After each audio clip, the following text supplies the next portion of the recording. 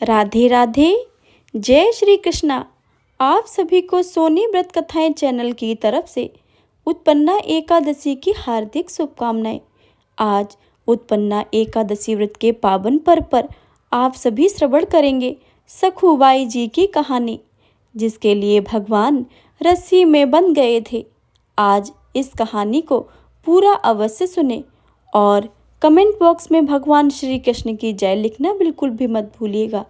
आइए श्रवण करते हैं सखुबाई जी की पावन एवं सुंदर कहानी। महाराष्ट्र के एक गांव में एक ब्राह्मण रहते थे। उनके घर में केवल 4 लोग थे। वो ब्राह्मण, उनकी पत्नी और पुत्र, उनकी पुत्रवधू बड़ी ही साध्वी और भक्ता थी, जिनका नाम सखुबाई था। वह बचपन से ही संत महात्माओं का संग करके निरंतर श्री कृष्ण के चिंतन में तन्मय रहती थी। जैसे गाय किसाई के चक्कर में फंस जाए, वैसे ही साध्वी सखुबाई की शादी ऐसे परिवार में हुई जहां उनकी सास, ससुर और पति तीनों उनके विरोधी थे। उनकी सास उन्हें थप्पड़ मारती थी और गालियां भी दिया करती थी।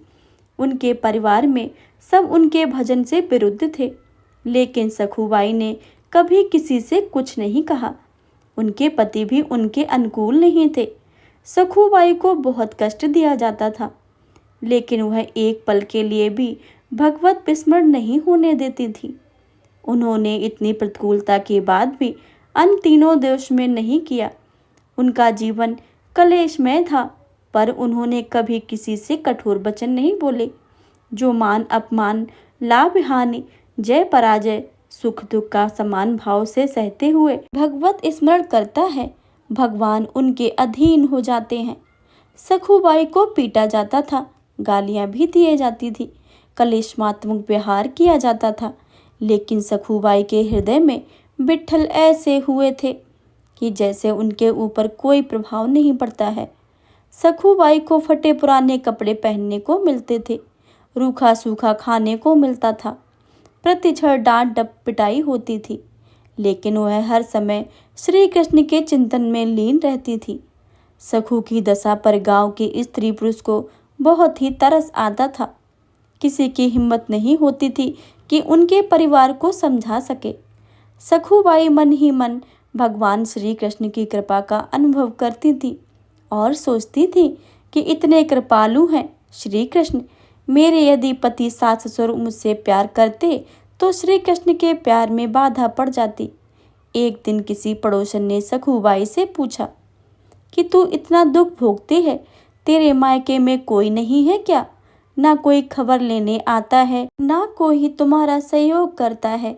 सखु ने मुस्कुराते हुए कहा कि जानती हो मेरा मायका कहाँ है? पंढरपुर में।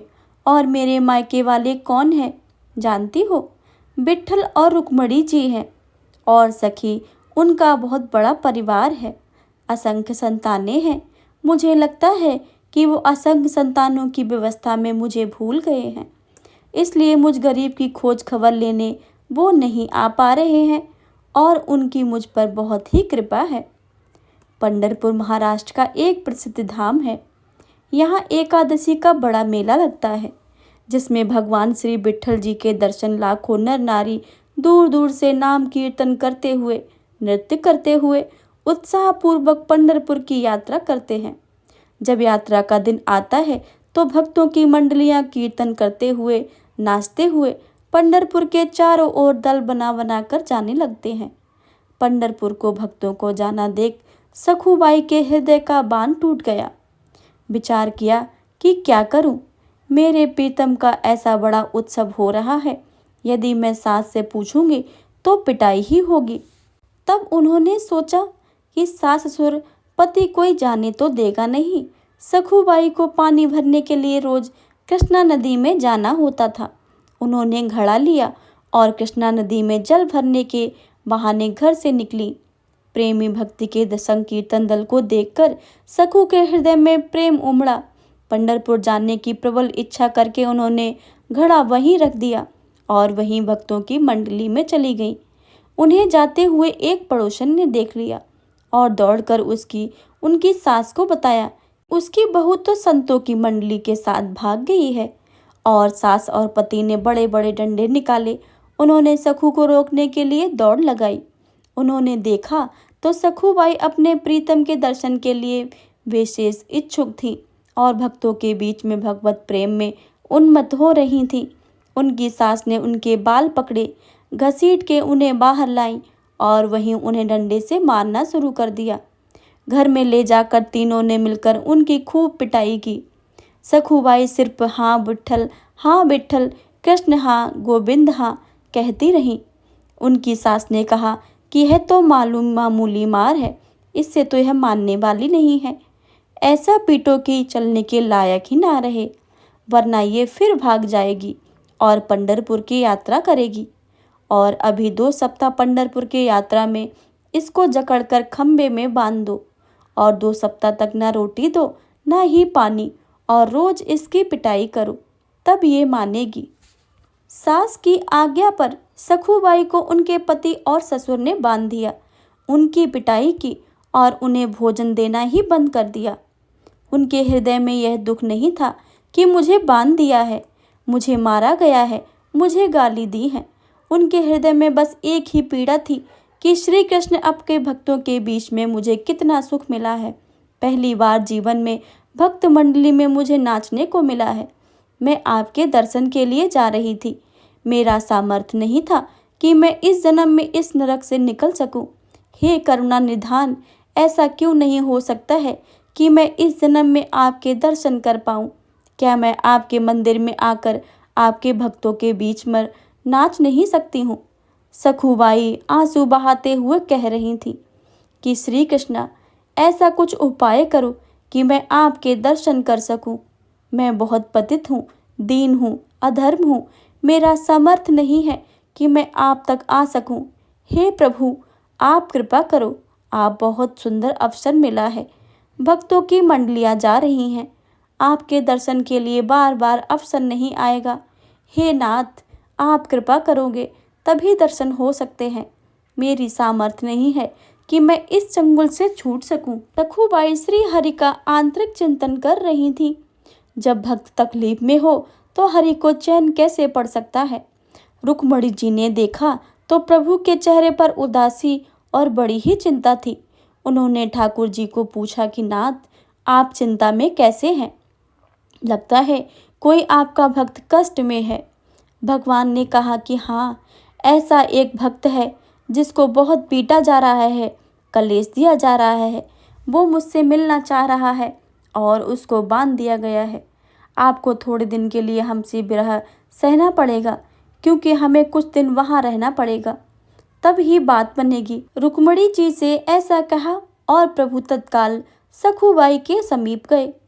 उन्हें ना भोजन दिया जा रहा था, ऊपर से गालियां दी जा रही थी और पिटाई की जा रही थी। सखूबाई की आंखों में अश्रु बह रहे थे और वो प्रभु के ध्यान में निमग्न थी। प्रभु ने एक बहुत सुंदर नवयुवती का रूप धारण किया और बोले, सखूबाई, मैंने सुना है तुम पंढरपुर जाना चाहती हो, चलोगी मेरे साथ पंढरपुर?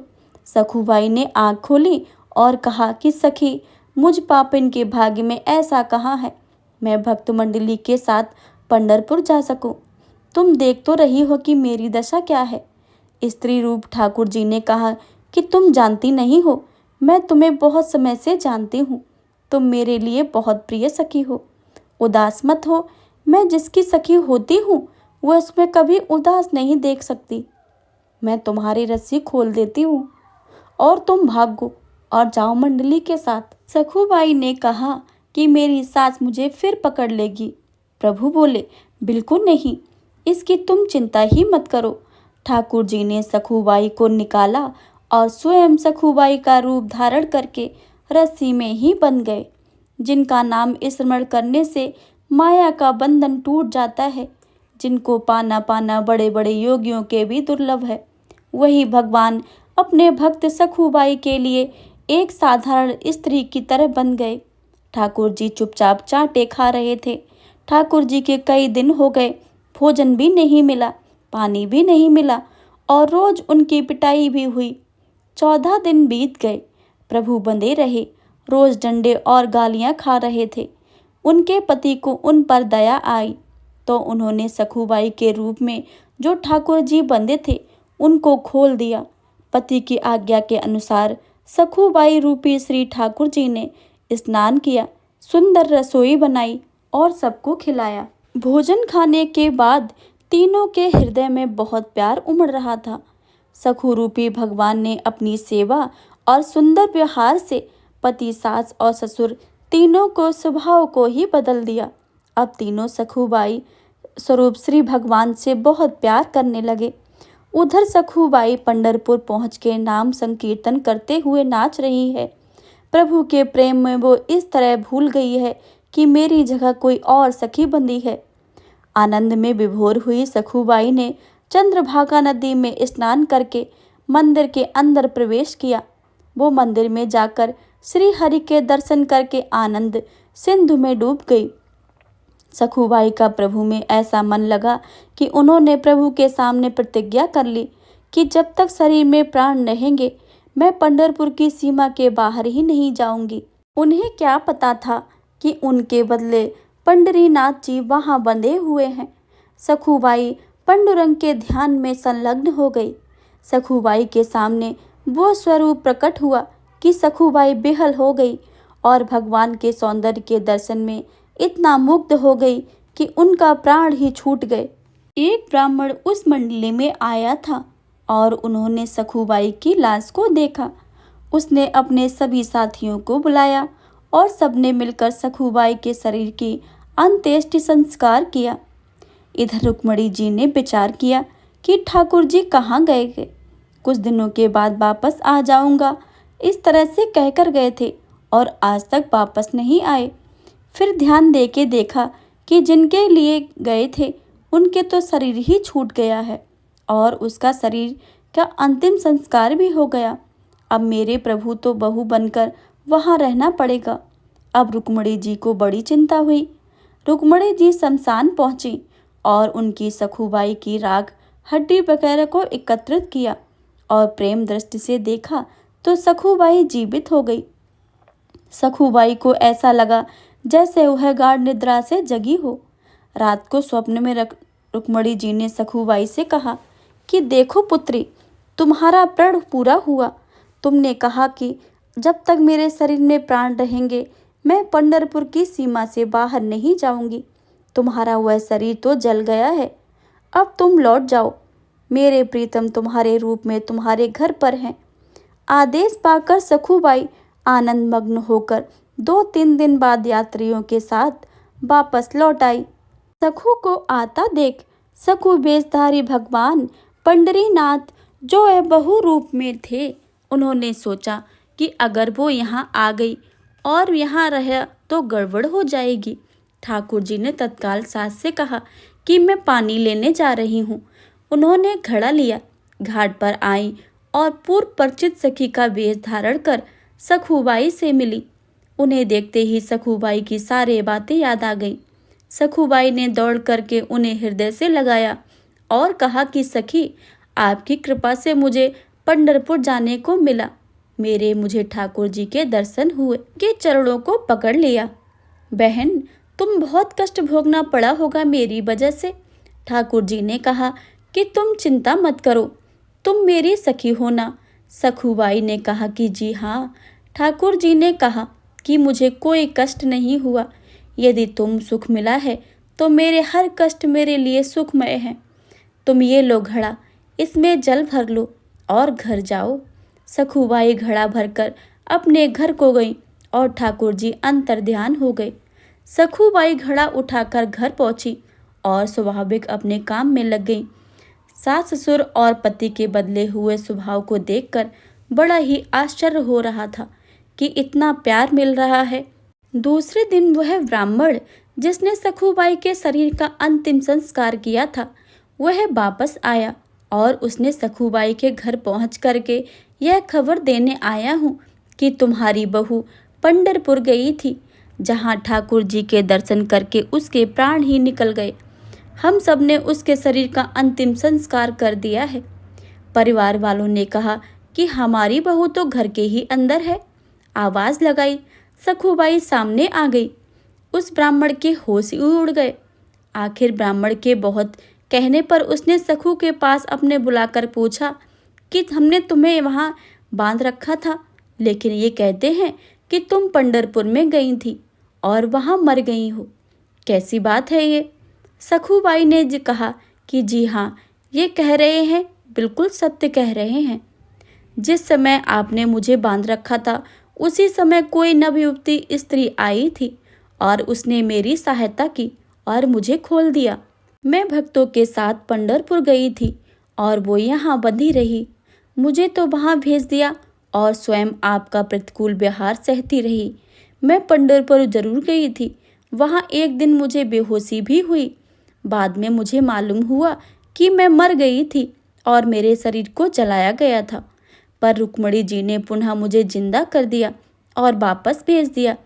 मैं जब नदी के पास आई तो युवती जिसने मुझे खोला था वो मुझे घड़ा देकर चली गई। आप लोग जानते हैं कि वो युवती कौन थी? सास, ससुर और पति ने कहा कि हमें तो नहीं पता है। सखूबाई ने जब वो चली गई तो मुझे पता चला कि वो मेरे पंडुरंग विट्ठल ही थे। आप लोगों का बड़ा सौभाग्य है कि आपको मेरे इष्ट के दर्शन हो गए। यह सुनते ही सखूबाई के सास, ससुर और पति अपने चरणों में गिर गए और कहा कि हमने तुम्हें पहचाना नहीं। हमारे घर में ऐसी परम भक्ति, परम साध्वी रहती है जिनके अधीन श्री भगवान हैं। हमने तुम्हें बड़ा ही सताया है, हम पर कृपा करो। संत सखूबाई ने सास, ससुर और पति को भक्ति का उपदेश दिया। तीनों भगवान परायण होकर सखूबाई की कृपा से भगवत धाम को प्राप्त हुए। यदि उपासक भक्ति मार्ग में आगे बढ़ रहा है तो उसके जीवन में प्रतिकूलता आए तो उसे आनंदित होना चाहिए। अब वह हरि जल्द ही आने वाले हैं। जब जब प्रतिकूलता किसी भक्त के जीवन में आई है तो भगवान का ऐसा अवतार हुआ जो ना तो पुराणों में लिखा है और ना ही शास्त्रों में है। हरि हमें हर क्षण देख रहे हैं। कभी निराश मत होना, चाहे कितना दुख कलेश आए। आपको दुख कलेश देने वाले व्यक्ति को कभी कलेश देने का विचार मत करना। आनंदित होकर सहना, तो हरि आप पर कृपा करेंगे और आएंगे, आपको हृदय से लगा लेंगे। इससे हमारा जन्म जन्म का दुख दूर हो जाएगा। प्रेम से बोलिए भगवान विट्ठलनाथ की जय, सखूबाई की जय। अगर आपको यह सखूबाई की कहानी पसंद आए तो वीडियो के एक लाइक जरूर करना और कमेंट बॉक्स में भगवान विट्ठलनाथ की जय लिखना बिल्कुल भी मत भूलिएगा। चैनल पर अगर नए आए हैं तो चैनल को सब्सक्राइब करके बेल आइकन को अवश्य दबा लें ताकि आने वाली सभी वीडियो की जानकारी सबसे पहले आपके पास पहुंचे। मिलते हैं अगली वीडियो में, तब तक के लिए जय श्री राधे कृष्णा।